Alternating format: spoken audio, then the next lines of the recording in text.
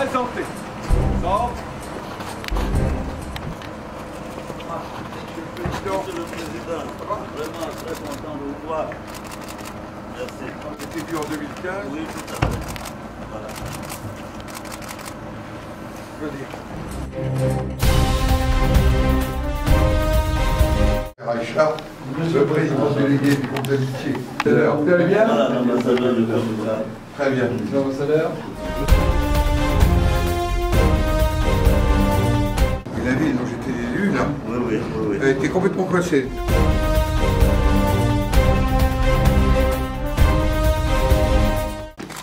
Bien, Monsieur le Président de l'Assemblée nationale de Côte d'Ivoire, Monsieur l'ambassadeur, Monsieur, on est très heureux avec ici le vice-président de la Commission de la Défense, des Affaires étrangères et nos forces armées, de vous accueillir avec les deux collègues qui ont en charge l'amitié avec l'ensemble de la région et plus particulièrement la Côte d'Ivoire, de vous accueillir.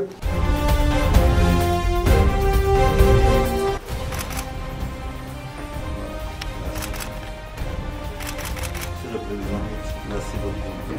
Eh oui, c'est une belle signature, Monsieur l'ambassadeur.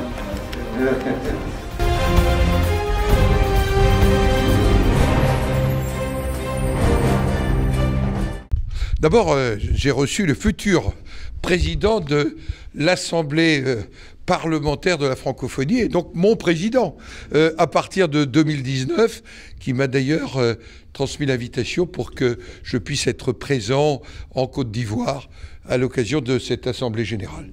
Nous en avons profité aussi, naturellement, pour faire un point de situation de la Côte d'Ivoire, situation dans la région. J'étais entouré de mes collègues présidents du groupe d'amitié dans la région, André Reichart, de Philippe Pouillet, qui préside le groupe d'amitié avec la Côte d'Ivoire, notre ami vice-président de la Commission des Affaires étrangères, de la Défense et des Forces armées, Robert Del Picchia. Nous avons évoqué la situation en Côte d'Ivoire, nous avons évoqué la situation aussi au Mali, qui nous préoccupe de part et d'autre, parce que c'est un lieu d'instabilité. Vous savez, les armées françaises sont aux côtés du Mali, et en même temps, nous avons évoqué le rôle des États proches. Je recevais il y a peu le président de l'Assemblée nationale du Tchad qui m'a fait part de ses préoccupations. Et puis, nous avons parlé notamment de décentralisation. J'ai vu chez le président Soro le désir que la prochaine étape soit une décentralisation vivante, réussie.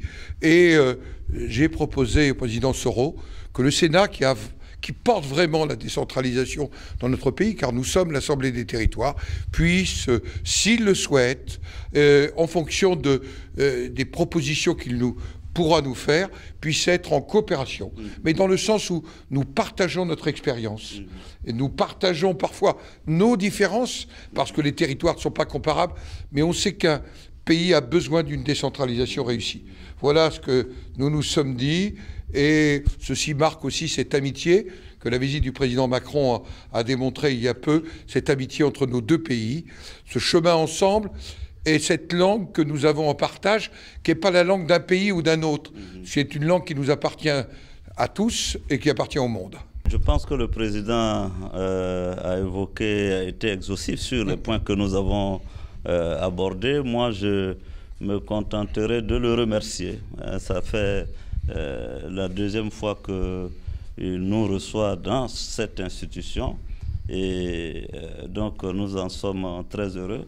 Aujourd'hui, l'accueil a été, je ne sais pas, chaleureux ou neigeux. Hein, parce que la chaleur intérieure réchauffait la température voilà, extérieure. Mais vraiment, nous avons eu des échanges très intéressants, fructueux. Et la proposition qui a été faite au Parlement ivoirien sera retenue. Nous allons solliciter le président du Sénat pour une collaboration sur la question importante de la décentralisation qui demeure un défi pour notre pays. Merci. Merci. Allez, à bientôt.